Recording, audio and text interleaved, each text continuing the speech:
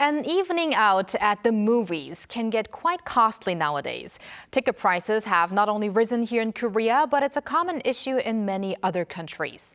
Today, we delve into the reason behind the more expensive movie theater tickets with Jae Soh, professor and filmmaker at Seoul Institute of the Arts. Hello, Professor Soh. Welcome to the program. Thanks for joining us again. Hello. Nice to be back. All right, Professor Soh, let's go straight into it. How much do tickets here in Korea cost on average, and how does it compare to other countries?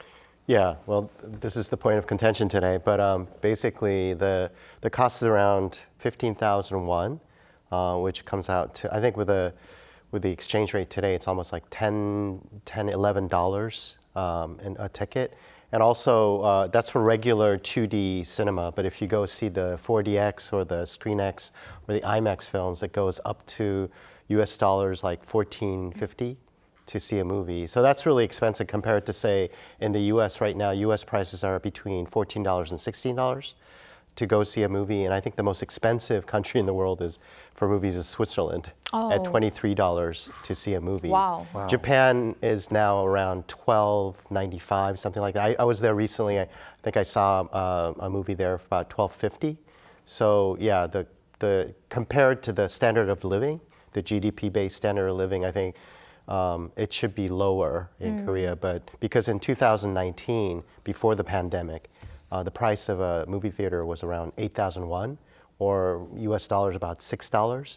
So it's really risen a lot. Yeah. So what is the main cause behind the increase in the ticket? Well, there's a couple of reasons why the theater chains have really, the industry there has risen. The biggest one is that during the pandemic, they really suffered financial loss because, as you know, there are many restrictions about, people don't know this, but the cinemas were open, but at 50% capacity, and you had to wear a mask and you had to sit, one seat away from each other, and things you're like not that. allowed to eat popcorn. Right, and so, of course, everybody was home watching, all the OTTs. So it ended up, they had a huge loss. So the minute people started coming back to the theaters, they wanted to make the money back for what they lost. And they suddenly brought it up from $6 to $11, which is a huge number, even for, just regular Koreans going. So that's one of the reasons. The other reason is the fact that, after the pandemic, all the costs went up. Basically, wages to running the facilities in theaters, things like that.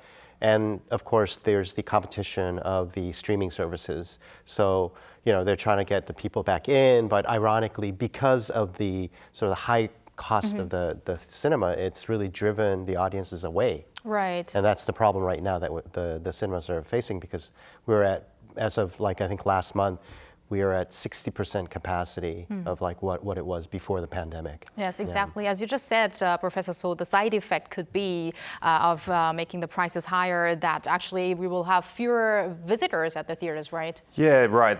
It seems that way anyway. I mean, for me especially, I haven't even been to a cinema for so long. But right, that brings us to our next question though. Do you think that the higher costs affect how often people go to the movies? I mean, you mentioned the OTT platforms before. Do you think there's a massive effect on this?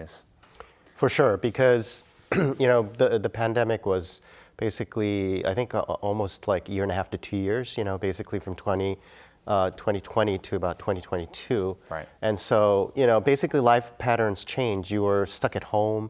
You ended up binging a lot of streaming services. I think Netflix, made a big sort of splash with shows like The Squid Game, things like that. So, people started to really get used to just the comfort of their houses. And it used to be, this is always a fight between television and cinema.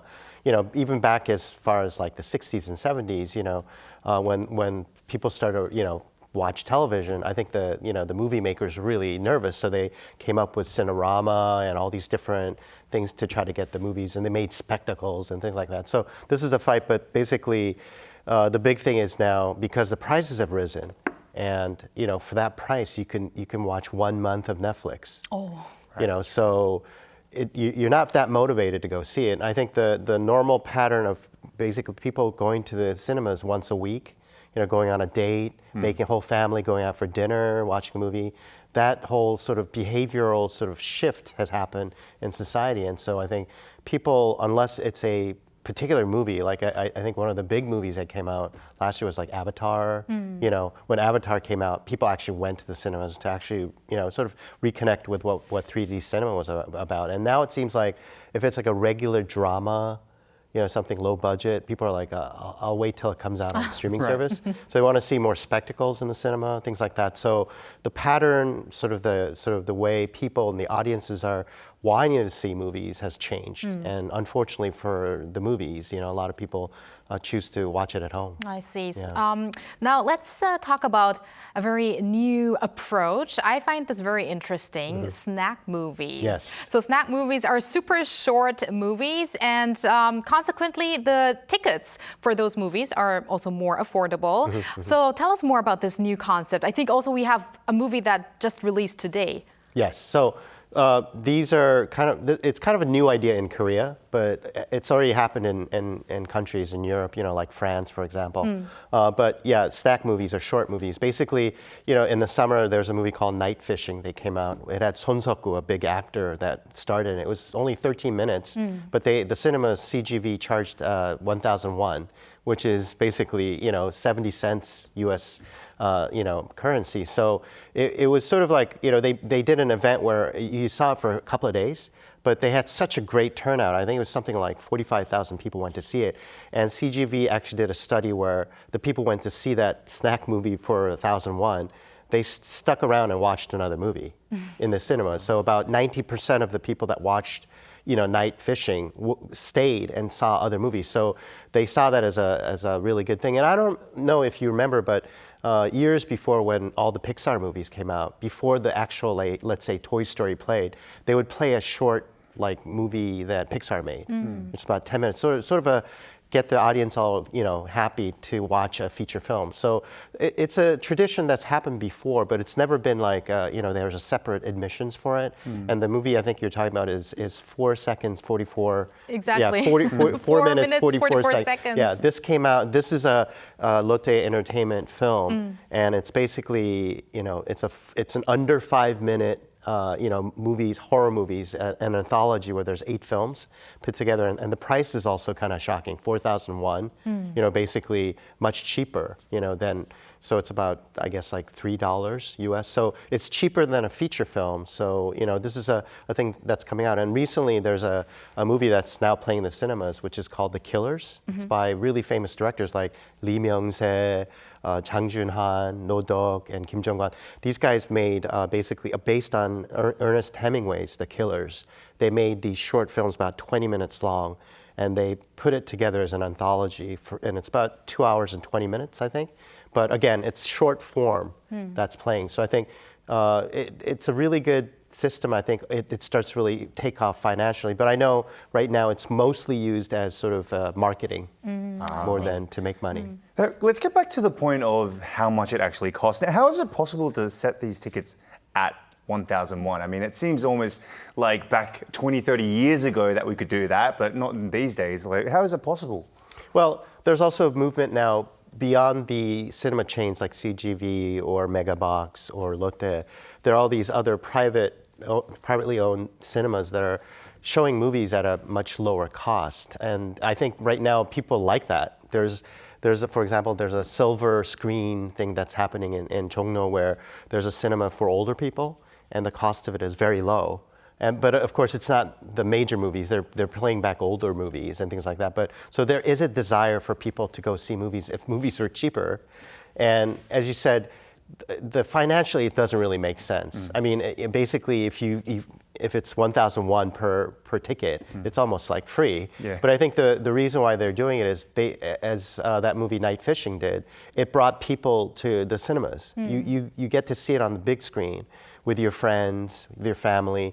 And then after you see the short film, you're kind of energized by it. And you're thinking, hey, maybe we'll go see what's playing right now, you know, that kind of thing. So the theater business really wants you to come back and do this because I think, as I mentioned before, people are now, you know, all used to watching movies at home. That is a great strategy, I have to say. So, Professor Soh, do you think then that these snack movies could be the next breakthrough in the movie sector?